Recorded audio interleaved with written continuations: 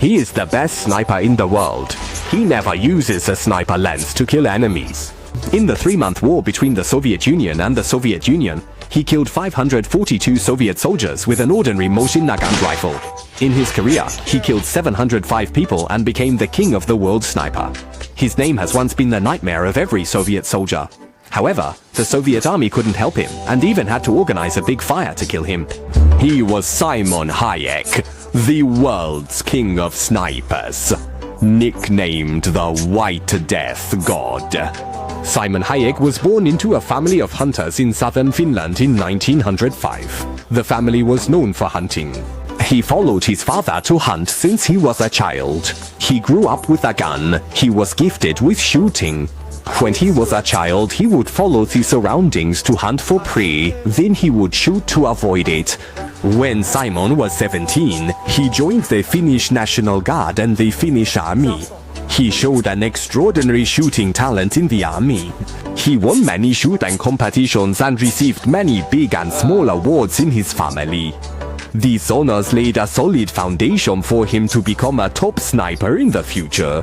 In 1939, the Soviet War broke out. Simon and his troops were sent to defend the border between Finland and the Soviet Union. Before going to the battlefield, Simon's commander had to conduct regular sniper training with Simon. During the training, the commander noticed that Simon had a habit when shooting. He didn't like to use the sniper scope. Simon believed that using the sniper scope would expose the head too much during shooting, making it easy to be targeted by the enemy sniper. In addition, when the sun shines on the sniper scope, there will be backlight on the scope, which will also increase the risk of being exposed. But what is hard to believe is that Simon can always hit the target accurately once in a while without using the sniper scope. This surprised the commander. Not long after, Simon received the first task. Simon's commander met a powerful Soviet sniper on the battlefield. He has been holding a rifle at a location 400 meters away, constantly attacking the commander, giving him no chance to return the opportunity. The commander had no choice but to send someone to find Simon. After Simon arrived, the commander told him about the position of the Soviet sniper. Simon quickly set up a rifle to find the enemy's trace. In Simon's vision, there was a white piece of everything, but a stone caught his attention. Through careful observation, Simon found that the Soviet sniper was hiding behind a small pile of snow next to the stone. Simon did not hesitate to pull the trigger and shot him to death. After that, Simon also participated in many sniper missions, which made him a great player, and even killed dozens of Soviet soldiers in one mission. The Soviet army also sent many sniper masters to hunt down Simon, but he killed them all one by one. Gradually, Simon's name became the nightmare of every Soviet soldier. He had no choice but to use a cannon to fight. So, the Soviet army sent an artillery company to ambush Simon. Dozens of bombs fell around Simon, but Simon only slipped into his jacket and was injured.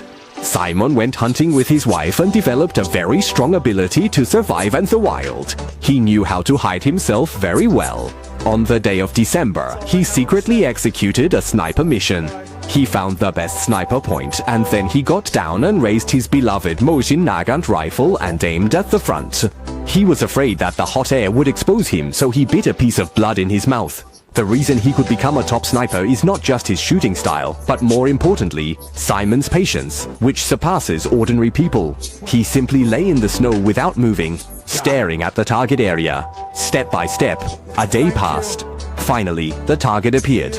The figure of the 4 Soviet soldiers appeared in his heart. The sound of a gunshot, Simon pulled the trigger, and a Soviet soldier fell. He reloaded the rifle and fired 4 shots in succession. The 4 Soviet soldiers fell on the snow and died. That was the day Simon fired 25 shots in a row in this forest. Successfully sniped 25 enemies, setting a new record for the most kills by a sniper in a single day. From then on, the title White Death quickly spread throughout the entire Soviet army, causing every soldier to be terrified. Forced by circumstances, the top ranks of the Soviet army began offering a public bounty for Simon's head. However, a sniper who wanted to claim the reward went to ambush Simon. This sniper lay in wait in the snow for half a day, but as night fell, Simon was still nowhere in sight. Thinking Simon might not have come, he got up, ready to head home.